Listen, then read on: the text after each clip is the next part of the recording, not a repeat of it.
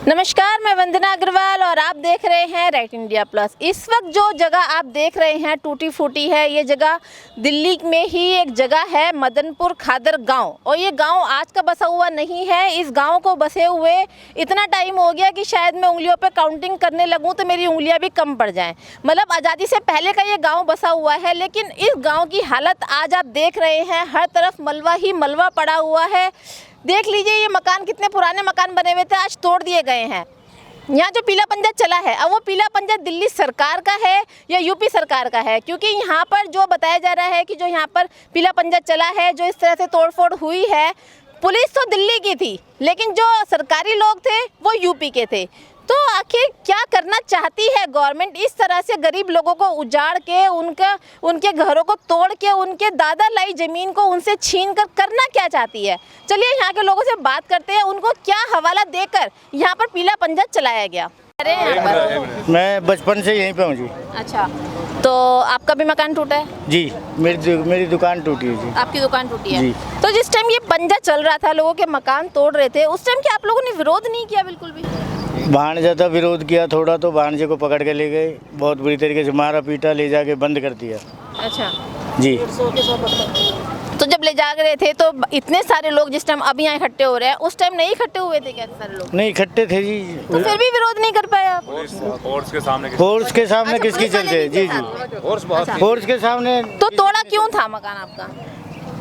ना कोई रीजन क्या दिया था आप? ना कोई नोटिस लगाया जी, ना कुछ लगाया। जब आए अचानक और हमला बोल दिया उन्होंने। नहीं, आपने उनसे पूछा होगा कि भाई क्यों तोड़ रहे हो, तो उन्होंने क्या रीजन दिया? कह रहे थे कि यूपी गवर्नमेंट की जगह है। अच्छा, यूपी गवर्नमेंट। आप जो ये पेपर्स दिखा रहे हैं, तो क्या है इन पेपर्स में? ये उर्दू का पेपर है मैम, जो अंग्रेजों के टाइम के हम बसे हुए हैं। उर्दू के टाइम पे ये पेपर चलते थे, अंग्रेजों के टाइम पे पेपर चलते थे उर्दू के।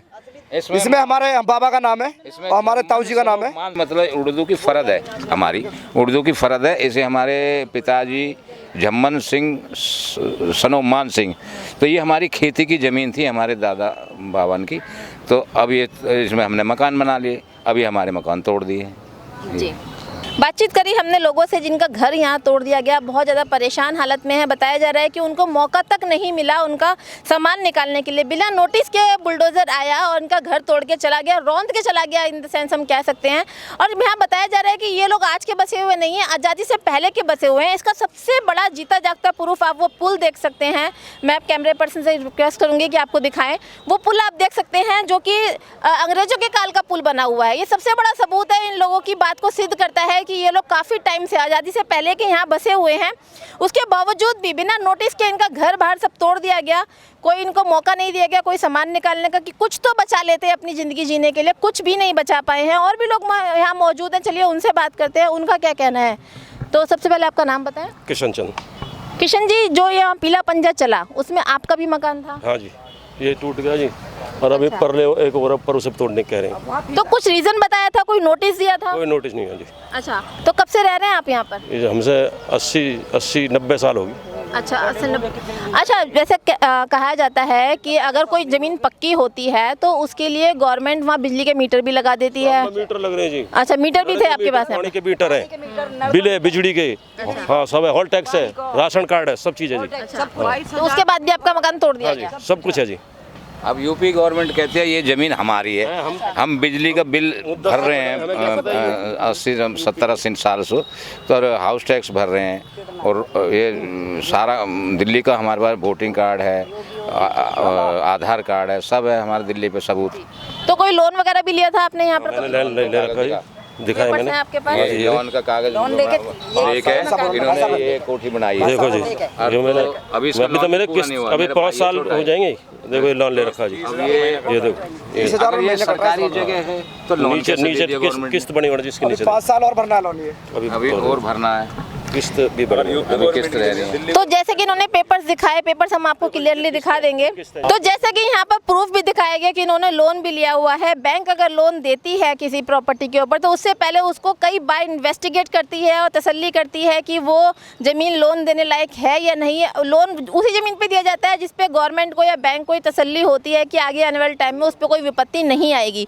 और सबसे बड़ी बात, बैंक का प्रूफ है तो है ही, उसके अलावा यहाँ बिजली के मीटर भी लगे हुए हैं। बिजली के मीटर भी लगाने से पहले 10 बार सोचती है बिजली देने वाली जो कंपनियां होती हैं क्योंकि कोई भी बिजली कंपनी ऐसी कच्ची ज़मीन के ऊपर या अनऑथराइज ज़मीन के ऊपर बिजली के मीटर नहीं लगाती है। तो ये था दूसरा प्रूफ। उसके अलावा इनके आधार कार्ड भी बने हुए हैं और आधार कार्ड बने हुए हैं, पहचान पत्र भी बने हुए हैं। मतलब हम ये कह सकते हैं कि वोट लेने के लिए गवर्नमेंट इनके पास में सारे प्रूफ इनको दे रखे हैं। राशन कार्ड भी ये बता रहे हैं, राशन कार्ड भी इनको दे रखे हैं।